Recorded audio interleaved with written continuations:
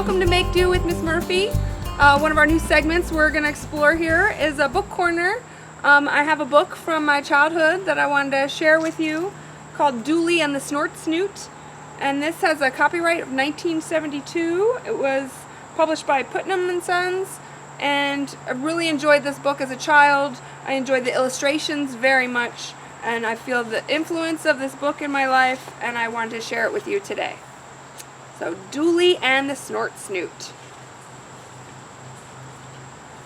There was once a family of giants. The father giant was taller than a two-story building. The mother giant was almost that tall, and they had a son named Dooley, who wasn't any bigger than you. Now, while your size is just right for you, it's a bit small for a giant. Dooley's mother and father worried about him. Mother said, "Eat your vegetables, Dooley, so you'll grow big and strong like your father." But it was plain to see that it was going to take an awful lot of vegetables. Dooley did as he was told, but nothing seemed to help. He never got any bigger. "I'll always be little," said Dooley, and he started to cry. Little or big, you're still a giant," Father reminded him. "And giants don't cry. Giants are brave." It's hard to be brave when you're not very big, but Father was right. Dooley was a giant, whatever his size. One of the things that giants do is say, "Fee, fi, fo, fum," at people and scare them half out of their wits. This makes the giant feel important. And when you feel important, you feel big. Fee, fi, fo, fum. So one day, Dooley went into the village to scare somebody. The first person Dooley saw was a little girl named Trina. Dooley stood on tiptoe to make himself feel as tall as he could, made a scowly face, and said, "Fee, fi, fo, fum." Trina giggled. "I'm a giant," Dooley declared. "Not a very scary one," said Trina. Then quite suddenly she shouted, "Fee, fi, fo, fum!" Dooley was so startled he jumped a foot. "That's the way to do it," said Trina. Some other children came over to ask what was going on. "We're being giants," Trina explained. So all the children, who had been wondering what to play next anyway, went around on their tiptoes saying, "Fee, fi, fo, fum!" And Dooley had to admit that most of them did it better than he could. After a while, they got tired of being giants and played tag instead. Dooley was it most of the time. Dooley went into the village and played with the other children quite often after that. He enjoyed their company, but he wasn't very good at their games. When they played baseball, he was first one out. And when they ran a race, he was the last one in. And when they played hide and go seek, Dooley was always the first one found. He did the best he could, though, and it was fun even if he didn't ever win. But every once in a while, Dooley would remember that he was a giant, and giants like to feel important, so he would say, "Fee, fi, fo, fum!" The children would look up from their games and say, "Not bad, Dooley. Keep trying. Who wants to play blind man's bluff?" But Dooley couldn't help being discouraged. One day, their play was interrupted by an awful snarling and snorting. From around the corner came the terrible, snarly Snort Snoot, who eats little children for lunch. He was gnashing his teeth and thrashing his tail and breathing fire. He was a terrible sight to see. The children turned and ran with the Snort Snoot snarling at their heels. This is one of my favorite illustrations, the colors and the intensity of it. Poor little Trina tripped over a rock and fell down, and with two snorts and a snarl, the Snort Snoot leaped and caught her. He licked his lips and got ready to eat her. "We've got to save Trina!" shouted Dooley. "How can we?" asked the other children, quivering with fear. Dooley didn't know. He was just as frightened as they were, but he ran toward the Snort Snoot, determined to do the best he could. He looked at the Snort Snoot's fierce claws and shivered. He looked at the Snort Snoot's wicked teeth and quaked. And then he took a deep breath and stomped on the monster's tail.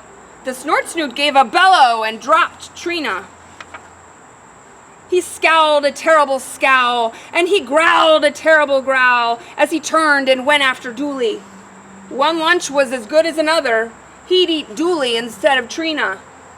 Dooley started to run, but then he remembered that he was a giant, and giants are brave. Giants don't run from Snort Snoots, no matter how snarly. So Dooley stopped running and stood still.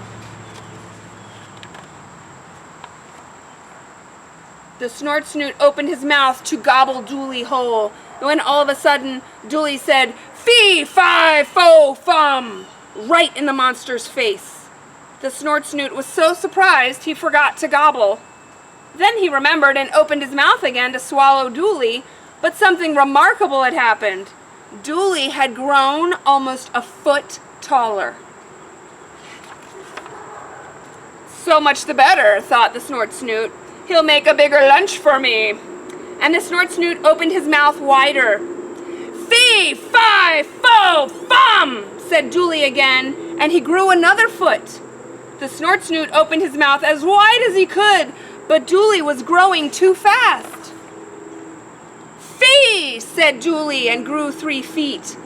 "Fi," said Dooley, and grew 4 more. "Fo," said Dooley, and there was no longer any doubt that Dooley was a giant. By the time he reached "Fum," Dooley was so big he could have swallowed the Snort Snoot. The Snort Snoot, who wasn't feeling very snarly anymore, or hungry either, turned and ran and was never heard of again. Nobody knew for sure what made Dooley grow. His mother said it was because he ate his vegetables, and no doubt that helped. "I think," said Dooley's father, "it was because he did a very big thing." "I think I just grew up because it was time to," said Dooley modestly. "Anyway," said Trina, "you were very brave. Come on, Dooley, let's play King of the Mountain. You can be the king." And friends, that is Dooley and the Snort Snoot. One of my favorite books. I'm so happy to read it to you. Thanks for watching. Have a great day.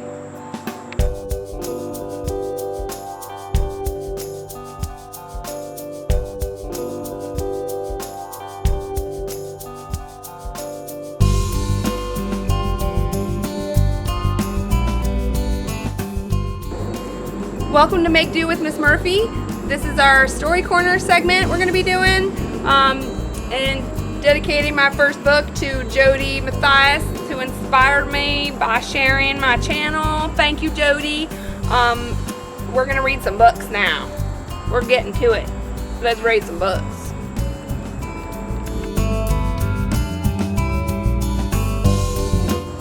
Dooley and the Snort Snoot.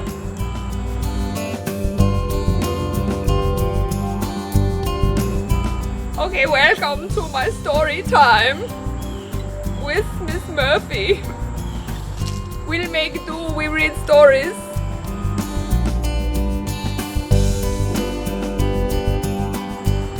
You gotta check out this book. This book is so cool.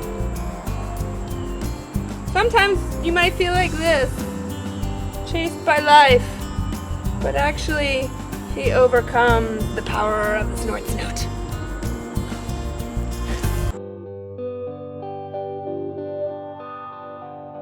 Dooley and the Snort Snoot.